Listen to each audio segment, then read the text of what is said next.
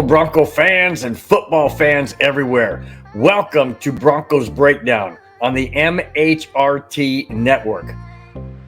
This is a show that is everything Broncos and sports topics related. I am your host, Bronco Bill. Thanks, guys, for tuning in. Thanks for watching. Especially thanks for subscribing. Really appreciate it. This is a special show. This is on a Sunday. It's not on Friday, my normal time. Reason being is because I wanted to cover the draft. I wanted to cover some key players that I feel the Broncos selected in this year's 2022 NFL Draft. I'm not going to get into all of them. I'm going to leave some for the other shows that are on the MHRT Network that will be coming up this coming week. But I did want to touch on a couple of them. I believe there's 4 of them I want to touch on. And I'm also going to bring in the topic of the Colorado Avalanche. Obviously, I'm wearing their hat. I got the flag in the background, but this is still Broncos Breakdown. But I will be bringing in the Avalanche as well. All right, guys, let's get started with the very first pick that the Denver Broncos selected in this 2022 NFL Draft. With the 64th pick, the Denver Broncos selected Oklahoma's outside linebacker, Nick Benito. Now, the Broncos, when they selected, I thought that they may push back or trade back and not take a pick at number 64. But obviously, when Nick Benito fell to that position, or that slot, I should say, Denver was ecstatic. They couldn't believe he fell down that far. And here it is. This is what he said. Nick Benito said when he got the call, he started crying with appreciation. Nick will bring energy and a pass rush that the Broncos have needed since the trade of Von Miller to the Rams. Now, Nick Benito is a strong, quick guy. He's athletic. Being an outside linebacker, he can play off the edge like Von Miller did or does. He can bring that youth, that energy, that drive that has definitely been needed since the Von Miller, obviously when Miller was injured and then by being traded to the Rams. So I'm excited about this draft pick. I really am. I didn't think Denver would have a chance at all to get him. But when I saw that name, his name, still on the board, and Denver had the 64th pick, I almost jumped out of my shoes with excitement. Because that's what the Broncos defense has always been about. Years past, we've always had that pass rush. We've always had that tenacity, that edge rusher, outside linebacker, pass rush. Can fall back into defense and cover the tight end or cover the back. This is an absolute great selection, and I am so excited. Can't wait to see this guy on the field. I really can't. It just brings the same energy that has trickled down since we got George Payton, and since we got Nathaniel Hackett, and obviously since we got Russell Wilson. That passion, that intensity, that energy, man, I just can't not wait. I can't even wait for preseason at this point in time. I really can't. I'm ecstatic. All right. I move on to the second draft choice that I'm excited about, and that is from UCLA, drafted with the 80th pick, and Denver traded down from their 75th to the 80th. I have no idea what George Payton thought that this particular person, Greg Dulcich, I hope I'm saying his last name correctly. If not, I apologize. Or Dulcich. In any case, I don't know what George Payton thought. Why not take him at 75th pick? But they traded down, got the 80th pick, and picked up a 5th rounder pick as well. So I'm excited. The Denver Broncos selected Greg Dulcich with the 80th pick. he was ranked second tight end on the Athletics list of prospects. He said, and I quote, this is what he said about himself, and I quote, "With my receiver background, the separation I got, I wasn't around with any of the other tight ends in this class. That's something that makes me stand out, and that's something I'm going to contribute at the next level," end quote. Hackett said of Greg Dulcich, he says, and I quote, "Greg has unbelievably soft hands that makes it friendly for any quarterback," end quote. Well, we don't have just any quarterback. We have a Russell Wilson.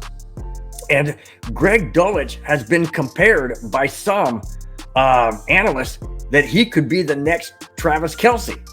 Now, don't go there, guys. I'm not saying he is the next Travis Kelce. What I am saying is if people are starting to put him in that same category, wow, with a Russell Wilson and his accuracy and his drive to be the best, Greg Dulcich is going to be a huge impact on this team. I mean, yes, we still have Albert Okwuegbunam, and we have 2 or 3 other ones on the roster. Yes, we do. But with Greg Dulcich and his ability, I've seen video on this guy. He's strong, he's tall, he's big, he's got great hands. I mean, he's not going to carry 3 or 4 guys on his back, but he will and can get elusive, and he can get separation, as he mentioned himself. He can get separation, and he most likely will get separation, because you're going to have to put a linebacker or an outside linebacker on him to cover him.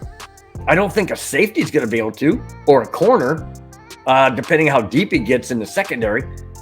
But he is absolutely going to be a weapon and a huge target for a Russell Wilson-led offense. I am ecstatic. I'm just as ecstatic about this pick as I was about the Nick Benito pick. I mean, George Paton is a genius. He's absolutely a genius. Yeah, I know, guys, it's only his second draft he's ever done. But look at what he did last year. Look at the picks he got last year. And they've been so instrumental in the Broncos' scheme of things and game planning, offense or defense. That's what I love about these first 2 picks. I mean, these are 1-2 punches. It's a 1-2 punch.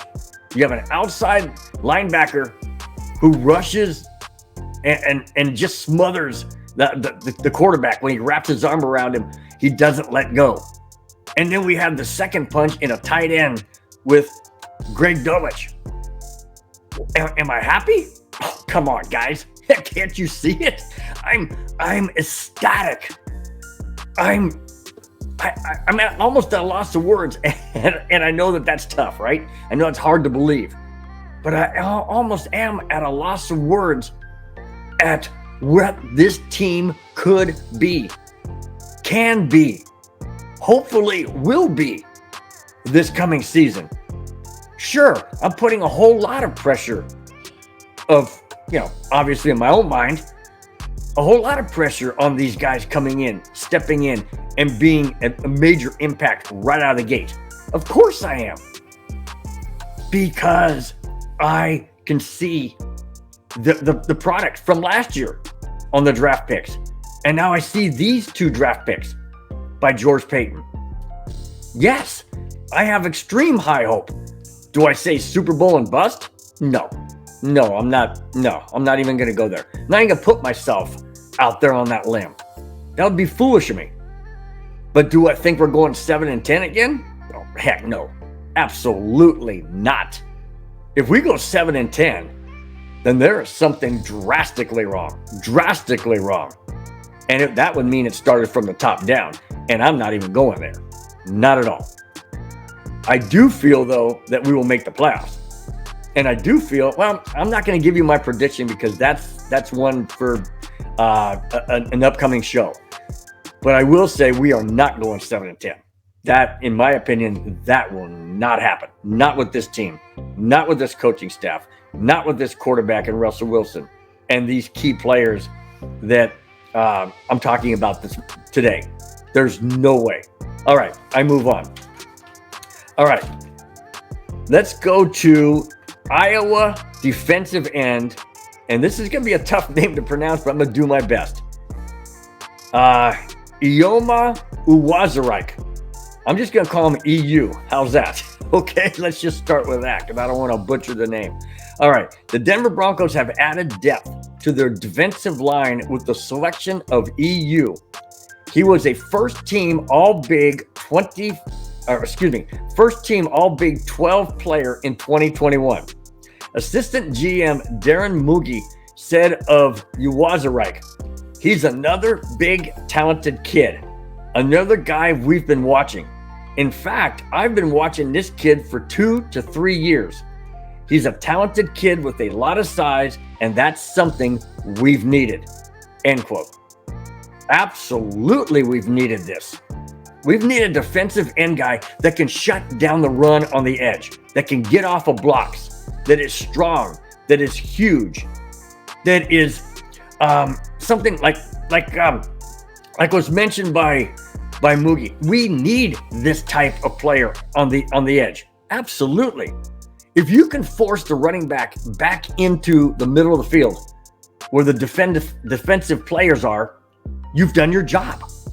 You don't want the running back to get around the edge. And this is something obviously we've needed. Do I think that he's going to start right out of the gate? I sure hope so. Absolutely, I do. We want the youth. We want the energy. We want the passion. We want the drive.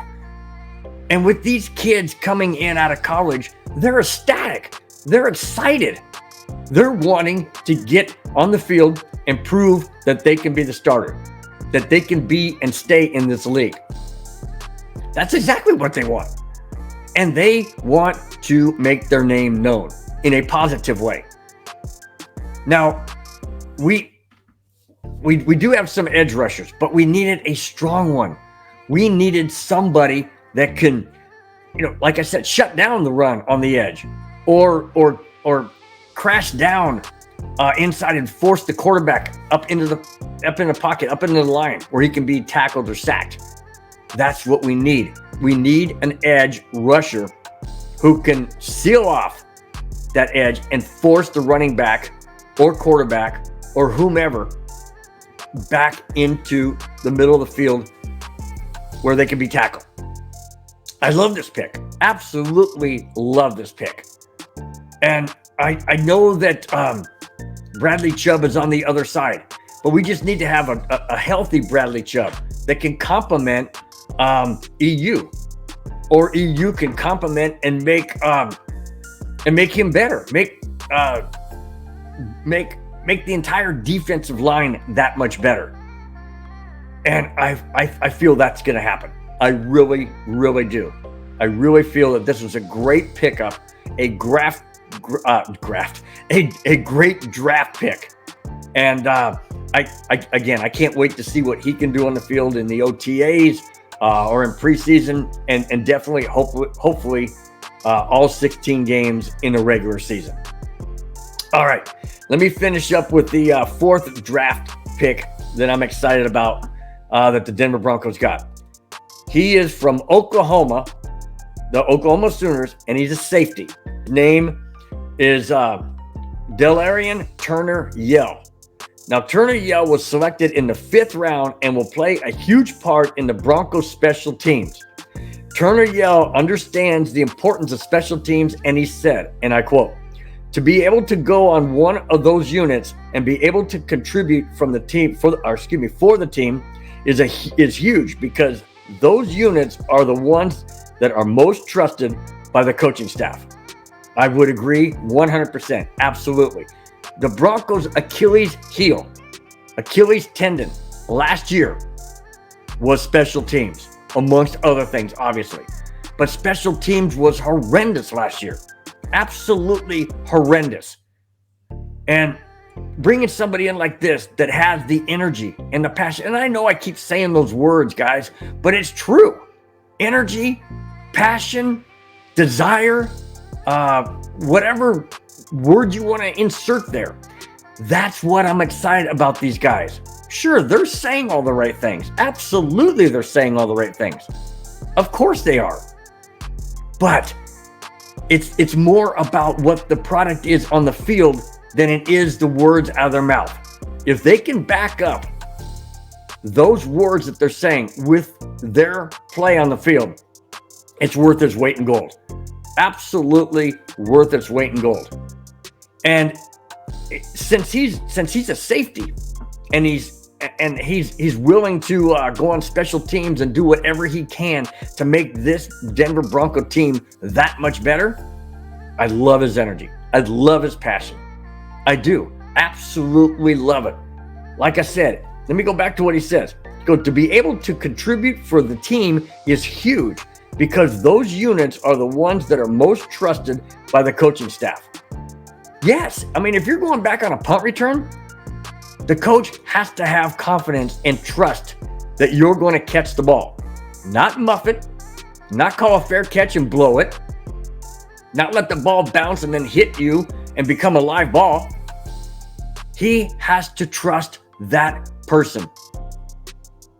100% has to trust him. And that trust was not there last year. Absolutely was not there last year. And yet the same coach, Vic Fangio, kept sending the same person in time after time after time.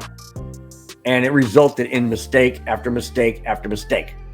That, to me, I don't believe is going to happen this year. Absolutely do not believe it's going to happen. Sure, the Broncos are not perfect. These guys are not perfect. They'll make mistakes, but it won't be a continuous mistake. I firmly believe it won't be a continuous mistakes by these guys. And that's what I love about Turner Yell saying he wants to be part of that. He wants to be trusted by the coaching staff. That they know that when he goes in, he's going to catch the ball. He's going to make moves. He's going to make the right decision. And that's what he is after. He knows his role. It could be a safety down the road. It could be on the practice squad. It could be on the Broncos team on the special teams. And if he's willing to wrap his arms around that and to relish that moment and that time, yes, that's what I'm excited about. With all four of these guys I mentioned, they want to be on this team. They want to be something and someone special. Well, all of that begins with OTAs in a couple of weeks. I can't wait for that. I can't wait to see what these guys can bring. Now, it's got to translate into the season. I understand that. But first things first, welcome to the Denver Broncos. And I can't wait to see all of you guys, all four of you, including the ones I didn't mention, but especially these four that I did mention. I cannot wait to see what you guys are going to do in the orange and blue uniforms of the Denver Broncos. All right, guys, that wraps up that segment. Let's go to, you got it, Colorado Avalanche update.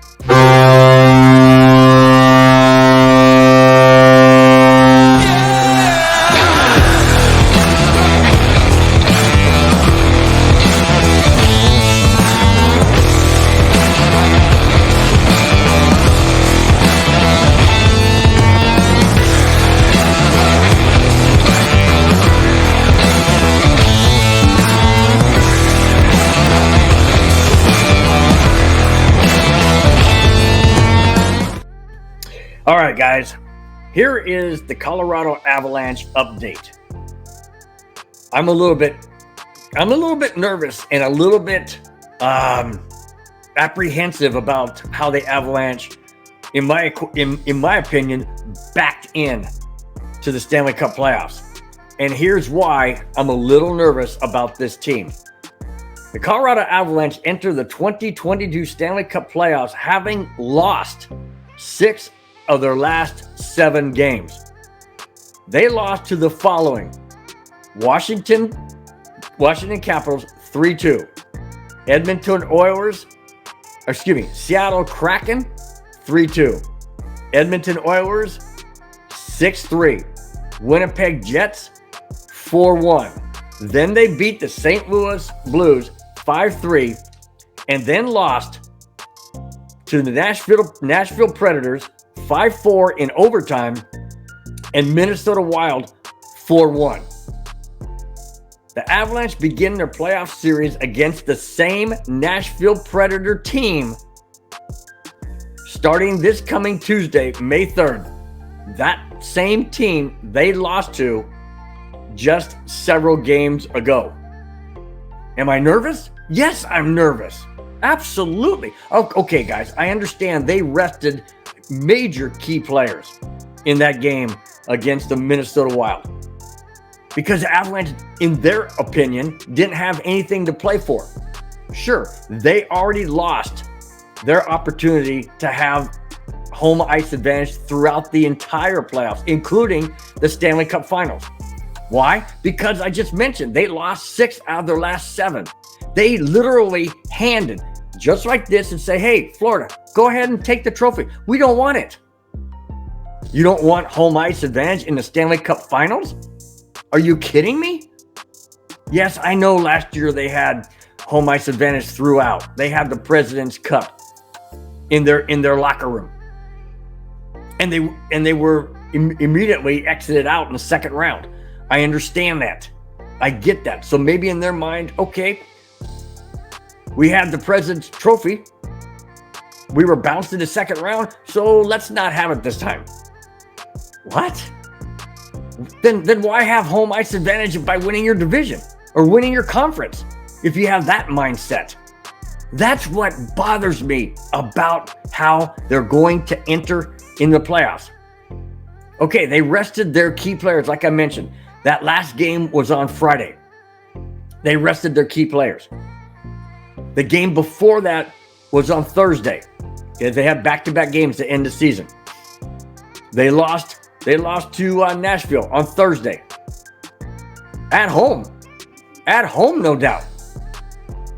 And they then they go to Minnesota. Minnesota has everything to play for because Minnesota wanted and got, by that virtue of beating the Colorado Avalanche, they got home ice advantage against the St. Louis Blues.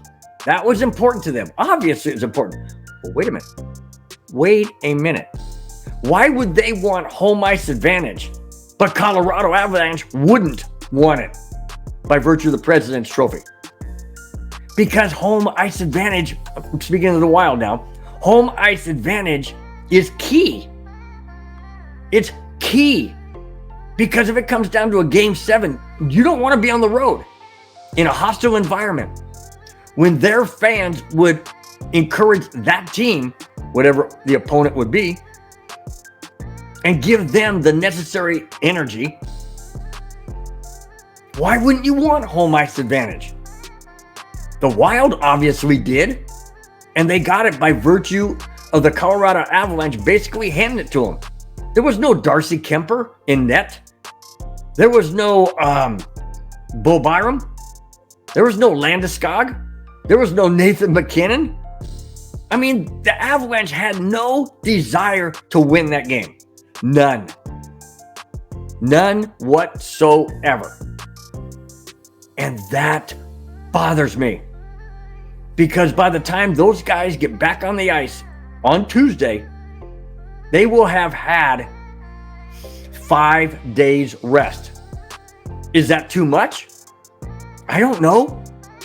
But I do know one thing, and that is when you have momentum, whether it's a positive momentum, it's like winning games and heading into the playoffs, or negative momentum by losing games, like 6 out of 7, and going into the playoffs. Are the Avalanche that good to just say, hey, we can rest our guys. We're good. Ain't no big deal. We don't want to get anybody hurt. We don't want anybody to have sore muscles and, nicks and bruises here and there. Okay.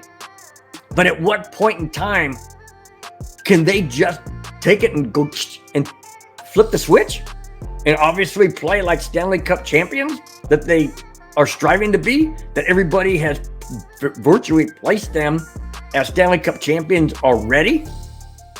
Vegas has them as favorites to win. That's pressure, guys. That is extreme pressure. And if you're coming off a stretch of 6 losses out of 7 games, and the last game of the season, you virtually don't play anybody of any, first line, second line, third line, any scorers. You don't play them because you want to rest them, and you expect them just to flip the switch. I don't know, guys. That to me is putting a tremendous amount of pressure on these guys. Yes, they're professional. Yes, they get paid millions to do what they're doing. And their athleticism is insane. I understand that. But so are the Nashville Predators. And Nashville is going to get up for this game. Nashville is going to bring it hard. And the Avalanche have not played with that same intensity, in my opinion, in the last 7 games. Then that stretches over 2 weeks, guys, because they play every other night, basically every other night. So my concern is this: starting on Tuesday at home against the Nashville Predators, this is my concern. And I'm going to pose this question. You guys can comment and let me know what you think. Are the Colorado Avalanche better off for resting their players the majority of the last 2 games, especially the last game against Minnesota? Is that better for them heading into the playoffs against the Nashville Predators starting on Tuesday? Or should Jared Bednar have played all of their players to keep that winning edge and that drive and that playoff mentality against a Minnesota Wild team who desperately had to get that game? Let me rephrase that again and narrow it down.